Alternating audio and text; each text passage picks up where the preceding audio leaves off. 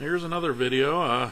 This is Home Turns here. We're talking about Joe Biden, talking about how we can't recover 8 million jobs lost in the Great Recession. This is on CBS News in their politics section. I'm going to leave a link down in the bottom bar thing, whatever you want to call it. But he's quoted directly.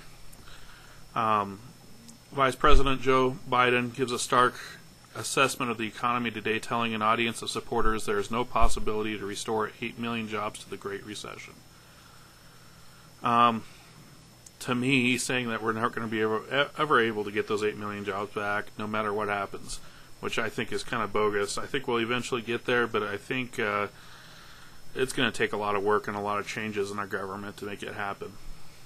He was appearing at a fundraiser for Senator Russ Feingold, or some fundraiser with him, in Milwaukee. The vice president remarked that by the time that he and President Obama took office in 2008, the gross domestic product had shrunk and hundreds of thousands of jobs had been lost. Yeah, it's true, but it just kept going. It's a big snowball. No one's been able to stop it. He says further that we've inherited a god-awful mess, he says, adding that there was no way to regenerate $3 trillion that was lost, not misplaced, but lost. Seriously, how do you lose $3 trillion? Other than not being able to watch what your companies are doing, shipping stuff across seas and stuff that should stay in the States isn't staying here because it's nice to be free and whatnot, but we just need to be a little bit concerning of our economy. We can't just ship every job we have abroad because it's cheaper to have it there, and then the company makes more money, and they still charge for the same amount. It's stupid.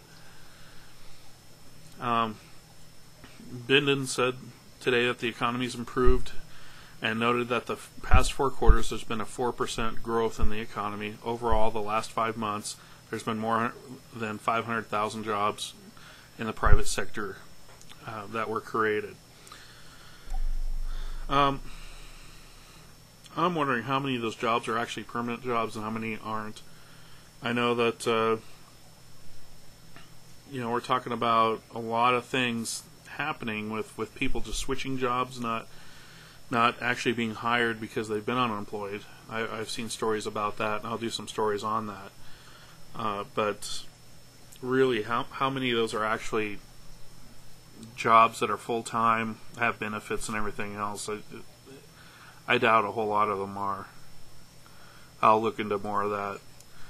We know that it's not enough, the vice president said. Well, yeah, duh, it's not going to be enough. That's kind of putting it out there. Then he says that the Recovery and Reinvestment Act of update claiming that between 2.2 million people and 2.8 million people had jobs that were either saved or created because of the stimulus of March 2010.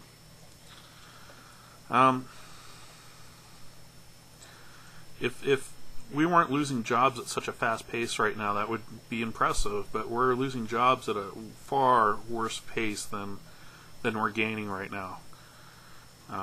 Plus, there's going to be a lot of people here, approximately, 1.3 million people that are going to come off of unemployment insurance this week. I mean, what's that going to do to the world, or to the U.S.? It's not going to be healthy for us, that's for sure. But anyway, with this channel, I'm going to be going through and doing a lot of these news stories, covering other topics like being more self-sufficient in their world,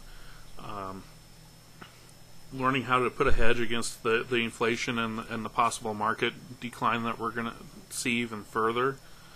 To kind of keep food on your table. We don't want we don't want people to starve. And if you're homeless and you don't have a place to go, chances are you're not going to be able to sit and grow food for 3 months trying to figure out what you're going to do.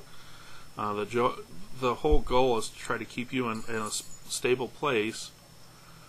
At least give you some time to plan and do something about it before it gets too late.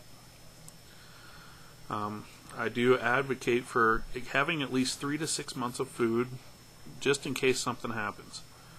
that and that much water to help support you if something does go down.